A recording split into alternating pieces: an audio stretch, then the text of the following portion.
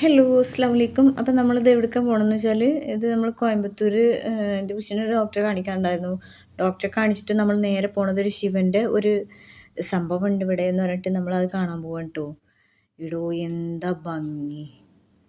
എത്രയോ സ്ക്വയറിലാണ് ശിവൻ ഉണ്ടാക്കിയതെന്നറിയോ. ഇതിൻ്റെ പിന്നെ എന്താ പറയുക, ഇതിൻ്റെ ഒരു സൈഡിലാണ് പൂജയും കാര്യങ്ങളൊക്കെ നടക്കുന്നത്. ചെരുപ്പൊക്കെ ഊരിയിട്ട് വേണം ഇതിൻ്റെ അടുത്തേക്ക് ചെല്ലാൻ കേട്ടോ. വണ്ടി എവിടെയോ ദൂരെയാണ്, ലോങ് ആയിട്ട് പാർക്ക് ചെയ്യണേ. ദീപാരാധന തൊഴാനെന്ന പോലെ ക്യൂ ഒക്കെ നിൽക്കുന്നുണ്ട് കേട്ടോ, അർച്ചനക്കൊക്കെ ഇവിടെ. പക്ഷെ അത് ഈ ശിവൻ്റെ അടുത്തല്ല, ശിവൻ്റെ അപ്പുറത്തൊരു ഭാഗത്ത്. അത് കഴിഞ്ഞിട്ട് പിന്നെ ഇതൊരു ഏക്കർ കണക്കിന് സ്ഥലത്താണ്. ഇപ്പോഴും ഇതിൽ ഓരോ പണി നടന്നുകൊണ്ടിരിക്കുകയാണ്. അത് കഴിഞ്ഞിട്ട് കണ്ടോ ശിവൻ്റെ പാമ്പാടി. അവിടെ സ്വാമിമാരും സന്യാസിമാരും പിന്നെ അവരുടെ ഒരു എന്താ പറയുക, ഒരു പുഴയൊക്കെ ഉണ്ട്. അതിൻ്റെ അകത്തൊരു കുളമൊക്കെ ഉണ്ട്. പക്ഷേ അവിടേക്ക് ഫോൺ അലൗഡല്ല. അവിടേക്ക് പോകണമെങ്കിൽ കുറേ ദൂരം ഉണ്ട് കേട്ടോ. അപ്പോൾ അവിടേക്ക് എങ്ങനെ പോകുകയെന്നറിയോ? കാളവണ്ടിയിൽ. കണ്ടില്ലേ കാളവണ്ടിയിൽ ആൾ ഫുള്ളാവുന്നവരെ ആ കാളവണ്ടിയുടെ ആൾ ഇങ്ങനെ വെയിറ്റ് ചെയ്ത് നിൽക്കും. അങ്ങനെ നമ്മൾ കാളവണ്ടിയിൽ അങ്ങോട്ട് പോയി.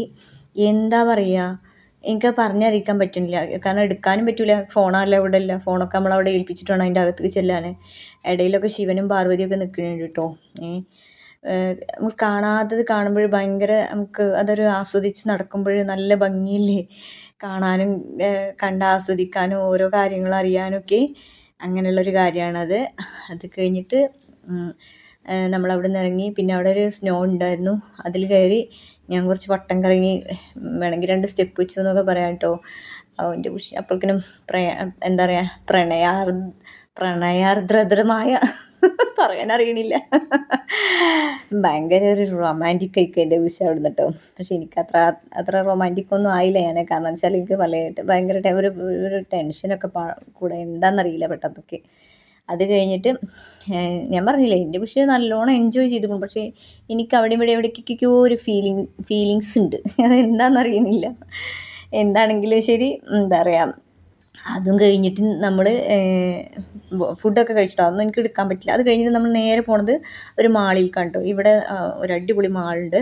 ഈ മാളിലത്തെ മിനി ഇഡലി, അതും സോറി, ആ ഇഡലിയുടെ ഒരു ടേസ്റ്റ് കൊണ്ട് അതും എനിക്ക് എടുക്കാൻ പറ്റില്ല. പിന്നെ ഇന്നത്തെ വരെ ഞാൻ എന്ത് മിനി ഇഡലി കഴിച്ചാലും ഈ ഇവിടുത്തെ ഒരു ടേസ്റ്റ് എനിക്ക് ഇന്ന് വരെ കിട്ടിയിട്ടില്ല. എന്തായാലും അതൊക്കെ കഴിച്ച് നമ്മൾ തിരിച്ച് നാട്ടിലേക്ക് തന്നെ വരികയാണ്. എൻ്റെ വിഷയം നല്ലോണം പറഞ്ഞാൽ അത്രയും എൻജോയ് ചെയ്തുകൊള്ളും. അപ്പം ഇനി അടുത്ത വീഡിയോ കാണാം. Okay, Tata, bye bye.